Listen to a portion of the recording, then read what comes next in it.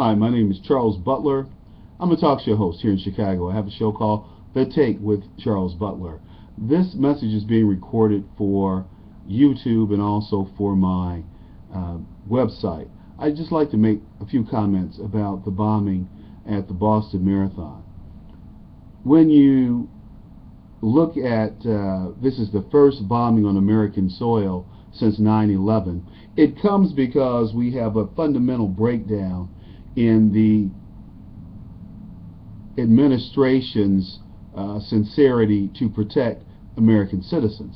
See, the Obama administration feels that it's more important to preserve an appearance than to have any real substance.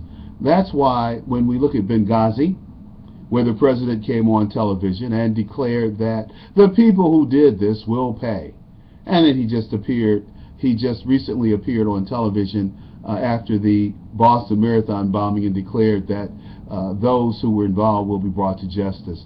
No one believes that. Why should they?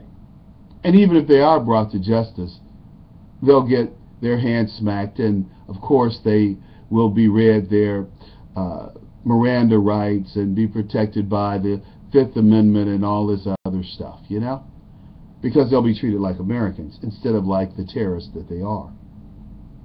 That's what you get when you have an administration full of amateurs, from the White House all the way down, and especially Janet Napolitano, who I think is the worst secretary of anything we've ever had at any time, and Barack Obama goes at the bottom of presidents as far as I'm concerned.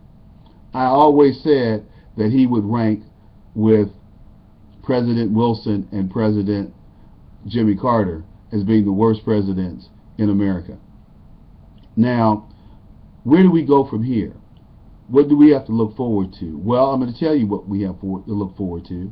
We have an administration that's going to be stonewalling and trying to place the blame on anyone and everyone except where it should be. You see, Barack Obama befriended urban terrorists. I'm sorry. Barack Obama befriended domestic terrorists. Bill Ayers was nothing but an urban terrorist. The weathermen were terrorists. They killed American citizens. The only reason Bill Ayers didn't do any time, since he was the leader of this weatherman group, is because his father was the chairman of ComEd. How about that?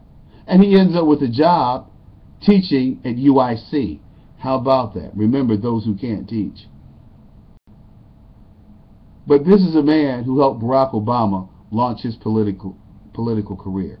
Let's be clear about that. That is a fact. That is not hyperbole. That is not innuendo. That is not speculation. It is truly a fact.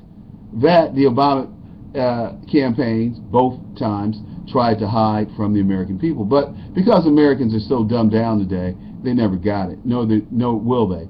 They think that electing the President of the United States is basically the equivalent to electing a class president in high school. Oh, he's cute. Oh, he looks well. Oh, he's sexy. I don't think any of those things should apply to being President of the United States. However, we do know that American women are going out and voting for the candidate that they think is the cutest. Oh, Bill Clinton is cuter than George Bush. Oh, George Bush is cuter than Al Gore. How about that? Oh, Bush is cuter than John Kerry. Charles Butler didn't say that. That's what election officials have. That's the kind of data that they have mined in these exit polls and in polling women voters. Hello. Should we have intelligent tests in order to vote? I think so. Should we demand that people show a government ID in order to vote? Well, I think so. Because these illegal people who are here are voting in our campaigns. And by the way, folks, it is against the Mexican constitutional law for their citizens to participate in any other political system. So the fact that these Mexicans are not being arrested here in America for protesting and carrying the Mexican flag and all that nonsense, they would surely be arrested in Mexico for breaking their laws. But again, who really cares? Who's really concerned about our borders? After all, isn't it President Obama who said we should have open borders? And if it's not President Obama, I certainly know that Hillary Sheldon of the NAACP feels that way. He said it on my show, that we should have open borders all the way from Cape Horn to Antarctica. Hello. But then again, hey, I'm just Charles Butler, host of The Take here in Chicago. Hope you enjoyed this little piece, and tune in later as I make comments on other issues. Thank you.